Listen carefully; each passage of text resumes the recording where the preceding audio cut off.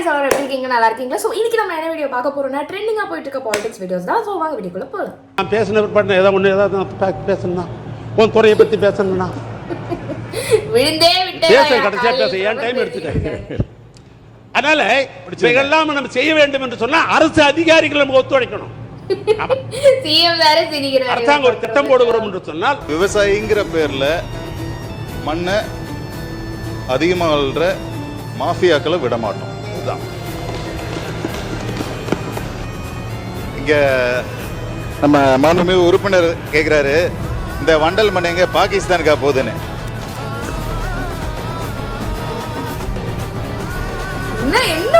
விவசாயிக்கு மட்டும்தான் போகணுங்கிறதாம் தமிழ்நாடு முதலமைச்சர். பாகிஸ்தானுக்கு இல்ல, பக்கத்து ஊருக்கு கூட போக விட மாட்டோம், திருடிட்டு போக விட மாட்டோம். நீங்க உட்காருங்க. அதாவது விவசாயிங்கிற சட்டமன்ற உறுப்பினர் விஜய் மாமா பாவம் என்று அவர்களுடைய குழந்தைகள் சொன்னதாக கூறியிருந்தார்கள். அதை கேட்டு அதை டிவியில் பார்த்த என்னோட குழந்தைகளும் விஜய் மாமா பாவம் என்று கூறினார்கள். ஏன் என்று கேட்டேன். விஜய் மாமா தினமும் காலை 9 மணி முதல் 5 மணி வரை ஹார்ட் ஒர்க் பண்றாங்கப்பா. அதனால குழந்தைங்களுக்கு கூட தெரியுது சிஎம் சார் என்ன பண்றாரு அப்படின்னு. ஆனா வந்து அந்த எதிர்கட்சியில இருக்க சின்ன தத்தியில இருந்து பெரிய தத்தி வரைக்கும் ஒண்ணுமே தெரியல. அவரை எதிர்த்து யாராவது சட்டமன்றத்தில் பேசினால் நீங்க விட்டுறாதீங்கப்பா, அதை நீங்க கேள்வி கேளுங்கப்பா என்று என்னிடம் கூறினார்கள். ஆனால் நான் கூறியது, மாண்புமிகு பேரவைத் தலைவர் அவர்களே, நமது மாண்புமிகு முதலமைச்சர் அவர்களின் வழிகாட்டுதலின்படியும் மாண்புமிகு பொதுச் செயலாளர் அவர்களின் அறிவுறுத்தலின்படியும் இந்த மாமன்றத்தின் மரபையும் மாண்பையும் முழுமையாக கடைபிடிப்போம், இந்த அவையின் சட்ட விதிகளையும் நடைமுறைகளையும் முழுமையாக மதிப்போம் என்பதை இந்த நேரத்தில் உறுதியாக தெரிவித்துக் கொள்கிறேன். தெரியுது, ஒரு குழந்தைய வச்சு ஒரு எதிர்கட்சி குழந்தைய முடிச்சு விட்டாங்க. பாத்தீங்களா, முதலமைச்சர் தான் மட்டும் நல்ல ரூம்ல உட்கார்ந்தா பத்தாது. அங்க இருக்கக்கூடிய நீங்க பாத்தீங்கன்னா தெரியும், இப்ப கூட நீங்க உள்ள வரலாம். S1 S2 S3 S4 ஒரு 100 ஸ்கொயர் ஃபீட் கூட இல்லாத ஒரு ரூம்ல உட்கார்ந்து அவங்க வேலை பார்த்துட்டு இருக்காங்க. அப்ப முதலமைச்சருடைய பரந்த உள்ளம் அனைத்து அதிகாரிகளுக்கும் ஒரு நல்ல வசதியான இடம் வேண்டும் என்கின்ற ஒரு உணர்வுடன் தான் தன்னுடைய அலுவலகத்தை அவரை சுத்தி கிட்டத்தட்ட 80 பேர் உட்கார்ந்து வேலை பார்க்கும்போது அங்க சரியான கழிவுற வசதி கூட கிடையாது. நீங்கள் இப்பொழுதும் போய் பார்க்கலாம். ஸோ இதற்காக தற்காலிகமாக ஒரு ஏற்பாடுக்காக தான் இந்த இடத்த மாத்துறாங்களே தவிர, இதை மற்ற உறுப்பினர்கள் சொல்லும் போது கூட இது ஒரு ஒரு ஒரு அவருடைய வசதிக்கோ அவருடைய தேவைக்கோ அவர் கிடையாது.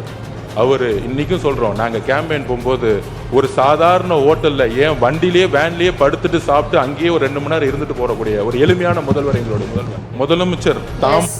நம்ம மூவிஸ்ல எல்லாம் பார்த்துருப்போம். ஸோ சாப்பிடல ஒரு ஷூட்டிங்னா அங்கேயே வந்து படுத்துருவாரு மனுஷன்.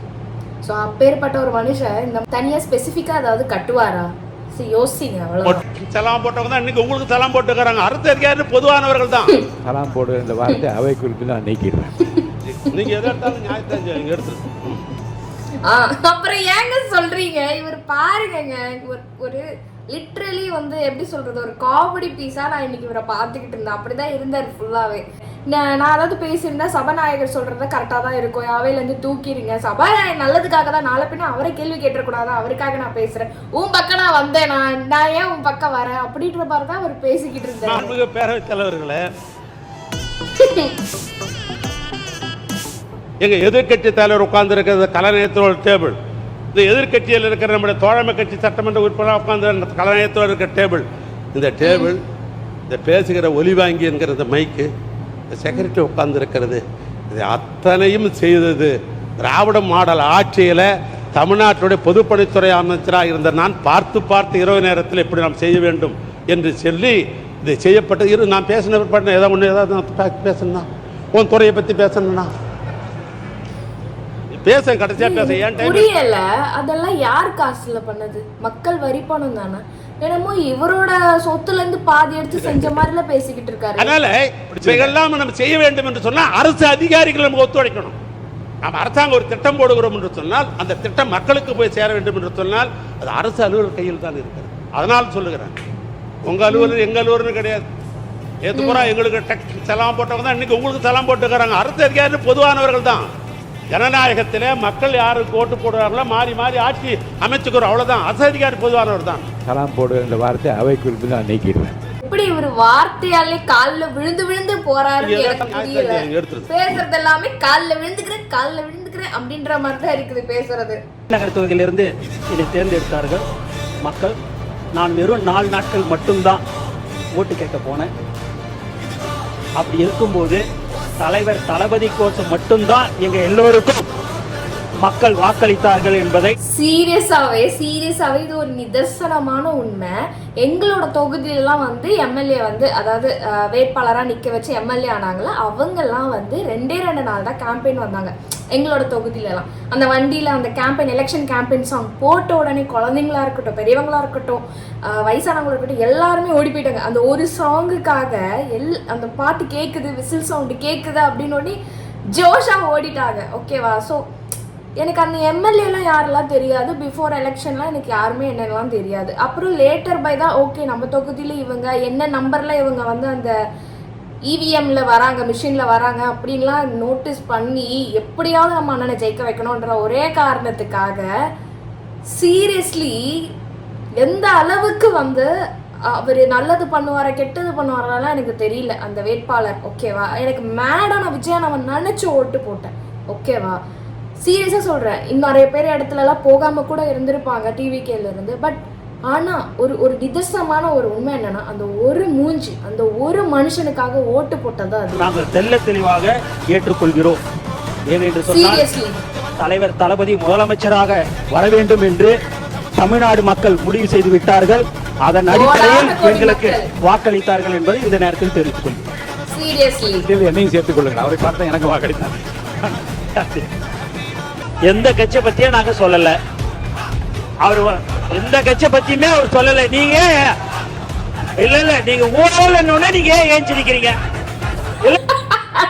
அதாவது பேர் சொன்னா பிரசன்ட் மிஸ் அப்படின்னு சொல்ற மாதிரி ஊழல்னாலே பிரசன்ட் சார்னு திமுக காரனுங்க எழுந்து கதற ஆரம்பிக்கிறாங்க. எந்த கட்சியை பத்தி சொல்லல சார். ஆனா எந்த கட்சியை பத்தி சொல்லலண்ணே.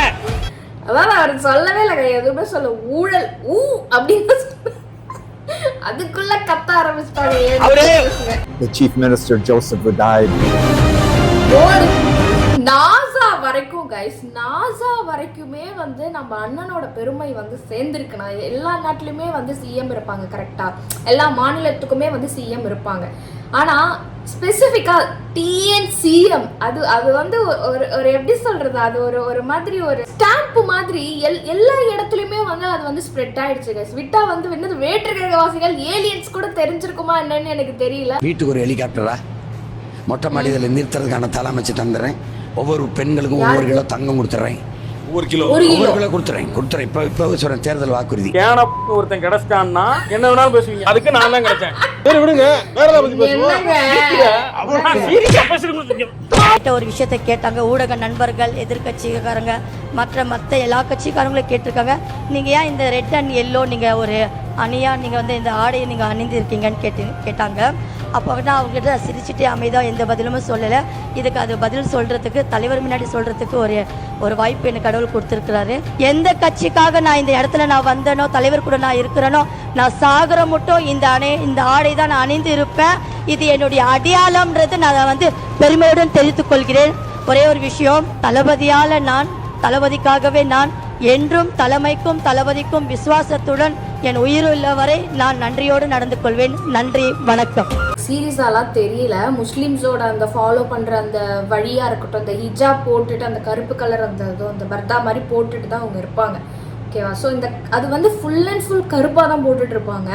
ஸோ ஆனால் அவங்களோட எப்படி சொல்கிறது, அது எந்த அளவுக்கு அவங்க வந்து நேசிச்சா அந்த கலரையும் சேஞ்ச் பண்ணி நான் கட்சிக்காகவே வந்து இந்த கலரை நான் வந்து ப்ரிஃபர் பண்ணி நான் யூஸ் பண்ண போகிறேன், அது என் வாழ்நாள் முழுக்க என் மூச்சு இருக்கும் வர அப்படின்ற மாதிரி அவங்க அதை சொல்கிறாங்க. எனக்கு சீரியஸாக அவங்க எந்த அளவுக்கு அவங்க வந்து அந்த டிவிகே கட்சியாக இருக்கட்டும், அதில் பயணிக்கிற அந்த விதமாக இருக்கட்டும், அந்த விஷயத்தை பிடிச்சி பண்ணுறாங்கன்றதை தான் இந்த விஷயத்தை கேட்டாங்க ஊடகம். ஒரு பழமொழி சொல்லுவாங்க, இந்த வாழைப்பழத்தில் ஊசி ஏற்றி அந்த வாழைப்பழத்தையே மக்கள் கொடுப்பாங்களா. அதுதான் அவருடைய பேச்சோடைய கடைசி சுருக்கம். டைம்ஸ் ஆஃப் இந்தியாவை பற்றி சொன்னார். கடந்த 5 வருஷத்துடைய அனைத்து பத்திரிகை செய்திகளை எடுத்து போட்டால் இந்த துறை ஊழல் மட்டும்தான் செஞ்சிருக்குன்னு சொல்ல முடியும் எங்களாலையும். கூடிய சீக்கிரத்தில் வெள்ளை அறிக்கை வெளியிட போறோம். நெடுஞ்சாலை துறையிலையும் பொதுப்பணித்துறையிலையும் கடந்த 5 வருடங்களாக நடந்த அனைத்து டெண்டர்களையும் என்ன நடந்தது என்று இன்றைக்கு அவையில் நாங்கள் சொல்ல விரும்பல. அதுல இந்த லாஸ்ட் 60 நாள்ல 20 ப்ராஜெக்ட் மேல ரீடெண்டர் விட்டோம். அதோடைய பாசிட்டிவ் ரியாக்ஷன் என்ன, முதலமைச்சர் சொன்ன மாதிரி ஹை வேல்யூ போட்டாங்க அப்படின்னு சொன்னது உண்மை. சுமார் 20% 36% வேல்யூ கம்மியா இன்னைக்கு டெண்டர் வந்து கொண்டிருக்கு. அதை இந்த மாமன்றத்தை தாக்கல் செய்ய நாங்கள் ரெடியா இருக்கிறோம். ஆல்ரெடி போன கவர்மெண்ட்ல போட்ட டெண்டர்ஸ் திருப்பியும் புதுசா டெண்டர் விடும் பொழுது சுமார் 20% 36% வரைக்கும் டெண்டரோட வேல்யூ கம்மியாக கிடைத்து அந்த பணம் எல்லாம் நம்மளுடைய ட்ரெஷரிக்கு வந்து கொண்டிருக்கிறதுங்கிறதான் உண்மை. இவருக்கு டயர்டே ஆகாதா? எல்லா இடத்துலயும் மனுஷன் வந்து சுத்திக்கிட்டு இருக்காரு. எனக்கு சீரியஸா என்ன சொல்றேன்னு தெரியல. ஆக்சுவலா எதுக்காக இவர் இங்க போயிருக்காருன்னா, ஒரு கோயிலுக்கு 23 கோடி செலவு செஞ்சு அந்த கோயிலை ஓபன் பண்ற ஃபங்க்ஷனுக்கு தான் இவர் இன்னைக்கு போயிருக்காரு. எதிர்க்கட்சி தலைவர் அவர்கள் ஒரு முறை இந்த அவையில் யார் எம்எல்ஏ யார் அமைச்சர் என்று தெரியவில்லை என்று குறிப்பிட்டார்கள். அவர்களுக்கு நினைவூட்டும் ஒன்றை மட்டும் சொல்ல விரும்புகிறேன். முன்னாள் சபாநாயகர் அவர்களிடம் இருந்து வறண்டு போயிருந்த ராதாபுரத்தை, வளர்ச்சி இல்லாமல் இருந்த ராதாபுரத்தை பசுமை நிறைந்த வளர்ச்சி பாதையில் வேகமாக முன்னேறும் ராதாபுரமாக மாற்றுவதற்காக வந்திருக்கும் மக்கள் பிரதிநிதி டாக்டர் கிறிஸ்டோபர் என்பதை இந்த மாமன்றத்தில் பெருமையுடன் பதிவு செய்கிறேன். இந்த வாய்ப்புக்கு நன்றி கூறி எனது உரையை நிறைவு செய்கிறேன். நன்றி, வணக்கம். ரேட்டை உயர்த்தி ஊழல் செய்ய தெரியாது என்று வார்த்தை சொன்னார். ஊழல் என்று தயவுசெய்து நீங்களே எடுத்துருங்க, இப்போ எடுத்துருங்க. அவர் சொன்ன வார்த்தை தான் கோட் பண்ணுறேன், அது நீங்களே எடுத்துடலாம். எங்களுக்கு ரேட்டை ஏற்றி பண்ண தெரியாது. ஏன்னா அந்த ரேட்டு ஏற்றுறது போகிறது வரதெல்லாம் யாரோ முதலமைச்சருக்கு அவர் ஏதாவது தவறாக வழிநடத்தி விட்டார்களோ அல்லது அவருக்கு செய்தி இப்படி தவறாக கிடைத்திருக்கிறதோ என்ற அடிப்படையில் தான் இப்போ எனக்கு தெரியும், எந்த பேசணும் தெரியும். அவருக்கு அதிகாரிகள் தவறாக எழுதி கொடுத்து விட்டார்களோ, அது தவறாக நடத்தி விட்டார்கள். மாண்புமிகு பேரவைத் தலைவர், மாண்பு முன்னாள் அமைச்சர் தெரியும், தவறாக எழுதி கொடுத்து விட்டாரோ, தவறாக புரிந்து கொண்டவர் என்ற வார்த்தையில் அவைக்கு நீக்குமாறு கேட்டுக்கொள்ளும். வார்த்தைகள் அவைக்குள் நீக்கப்படுகிறது. மாண்பு முதலமைச்சர் வந்து யாரும் வழிநடத்த தேவையில்லை, எல்லாம் தெரிந்தவர், விவரங்கள்லாம் வைத்துக் கொண்டு தான் பேசுகிறார். அவரு தான் நம்மள வழி நடத்தணும், அவரை யாரும் வழி நடத்த தேவையில்லை. அவர் எல்லாமே தெரிஞ்சுக்கிட்டு தான் வந்தாரு. தெரியலன்னா ஆய்வு செஞ்சுட்டு தெரிஞ்சுட்டு மக்களுக்கு நல்லது பண்ணுவாரு. உங்களை மாதிரி ஊழல் பண்ணல. 4 பேர் கேட்கறதுக்கு 4 காதா எனக்கு உட்காருங்க தயவுசெய்து. 4 பேர் கேட்க 4 காதா. அதாவது இவங்க கிட்ட மாட்டிக்கிட்டு இவருக்கு பிபி மட்டும் தான் ரைஸ் ஆகல. சபாநாயகர் வந்து லிட்டரலி வந்து என்னடா இவனுங்க பண்றானுங்க, பிபி ஏத்துறானுங்களே அப்படின்னு. 3 பேர் சுட்டுக் கொல்லப்பட்டது தொடர்பாக தமிழகம் தரப்பிலிருந்து சிபிஐ விசாரணை கோரி இருக்கக்கூடிய நிலையில் இது தொடர்பாக செய்தியாளர்கள் DK சிவகுமாரிடம் கேள்வி எழுப்பி இருக்கிறார்கள். அதற்கு அவர் பதில் கூறும்போது, எந்த ஒரு மாநிலத்திற்கும் தங்களுடைய மாநிலத்தின் பாதுகாப்பை உறுதி செய்யும் கடமை இருக்கிறது. தமிழ்நாட்டினுடைய சட்ட ஒழுங்கு பிரச்சனையில் நாங்கள் தலையிடுவது இல்லை. அதே போல எங்களுடைய சட்ட ஒழுங்கு பிரச்சனையிலோ நிர்வாகத்திலோ தமிழ்நாடு தலையிட வேண்டாம். எங்கள் வேலையை நாங்கள் பார்க்கிறோம், அவர்களுடைய வேலையை அவர்கள் பார்க்கட்டும் என்பதாக. எனக்கு புரியலையே. சட்ட ஒழுங்கு பிரச்சனைனா என்ன? தமிழ்நாட்டுல 3 பேரை கொன்னுட்டாங்க கர்நாடகால. அப்ப தமிழர்கள் கேள்வி கேட்க கூடாதா? இது என்னங்க? இது என்ன? இது தவறான ஒரு ஸ்டேட்மெண்ட். அது எப்படி உங்க வேலையை நீங்க பாருங்க, எங்க வேலையை நாங்க பாக்குறோம்னா தமிழ் ஆளுங்களை கொன்னுட்டு நீங்க உங்க வேலையை நீங்க பாப்பீங்களா? தமிழர்கள் கேள்வி கேட்க கூடாதா? கேள்வி கேட்கதான் செய்வோம். தமிழாளர்களை கொன்னீங்கன்னா கேள்வி கேட்கதான் செய்வோம். பாதிக்கப்பட்ட அந்த குடும்பத்தை யார் பொறுப்பேற்றுக்கிறது? நீங்க ஏத்துப்பீங்களா? அவங்க கொன்னிடுவாங்க, யார் பொறுப்பேற்றுப்பா? போன 3 பேருக்குமே வந்து நீங்க பொறுப்பேற்றுப்பீங்களா? அவங்க குழந்தைங்க வச்சிருப்பாங்க, ஒய்ஃப் இருப்பாங்க, அம்மா அப்பா இருப்பாங்க. அவங்களுக்குலாம் யார் பதில் சொல்றது? அவங்கெல்லாம் நினைச்சு கூட பார்த்துருக்க மாட்டாங்க அவங்களுக்கு இப்படி ஆகும்னு. அவங்க பேரண்ட்ஸோ இல்லை ஒய்ஃபோ குழந்தைங்களாம் யார் ரெஸ்பான்சிபிலிட்டி எடுத்துக்கிறது? இப்படிதான் வந்து கர்நாடகா பீப்புள்ஸ் இந்த மாதிரி எங்க தமிழ் ஆளுங்க கொண்டுட்டாங்கன்னா நீங்க சும்மா இருப்பீங்களா? என்ன இவர் பேசுறாரு? இந்த தமிழர்களுக்கு எந்த விதத்திலும் எங்க தீங்கு ஏற்பட்டாலும் முதல் குரலாக முதல்வரின் குரல் கண்டிப்பாக இருக்கும். ஒரு சில பேருக்கு திடீர்னு தமிழ் பாசம், தமிழர்கள் பாசம் இருக்கும். அதெல்லாம் இந்த நம்மளுடைய வரலாற்று பார்த்ததுதான். 2009 3 மணி நேரம் ஒரு அடையாள உண்ணாவிரத நாடகம். அதை தொடர்ந்து 2009 ஆக்சுவலி வந்து நான் எனக்கு இது பெரிய சீன்லாம் ஞாபகம் இல்லை. இந்த மாதிரி கலைஞர் சார் படுத்துட்டு இருந்திருப்பாரு, நிறைய சுற்றி கூட்டம்லாம் இருந்துச்சு. ஓகேவா? கனிமொழி மேம்லாம் எனக்கு ஞாபகம் இருக்கு. நான் 2009 நான் வந்து எனக்கு அப்போ 9 வயசு. ஐ திங்க் 4th 5th நினைக்கிறேன். எனக்கு சரியாக ஞாபகம் இல்லை. 2009 4th ஸ்டாண்டர்ட் 5th ஸ்டாண்டர்ட் படிச்சுட்டு இருந்ததுனால எனக்கு ஞாபகம் இல்லை. ஸோ வந்து நான் டிவி நியூஸில் எங்கள் வீட்டில் பார்த்துக்கிட்டு இருக்காங்க. எனக்கு கொஞ்சம் எனக்கு ஞாபகம் இருக்குது, கரெக்டாலாம் ஞாபகம் இல்லை. ஓகேவா, எனக்கு அந்த சீன் அப்படியே இது வரும்போது எனக்கு என்னோட சைல்ட்ஹுட் தான் நடைபெற்ற அதை தொடர்ந்து நடைபெற்ற எவ்வளோ பேர் நம்பினாங்க தெரியுமா இது தமிழர்களுக்கு எந்த ஆனா எனக்கு இப்பதான் தெரியுது. விதத்திலும் ஸோ அவ்வளோதான் guys வீடியோ. ஹோப்ஃபுல்லி இந்த வீடியோ நீங்கள் பயங்கரமாக ஸோ அவ்வளோதான் guys வீடியோ. ஹோப்ஃபுல்லி இந்த வீடியோ உங்களுக்கு ரொம்ப பிடிச்சிருக்கும்னு நினைக்கிறேன். நெக்ஸ்ட் சூப்பரான வீடியோ உங்களை பார்க்குறேன்.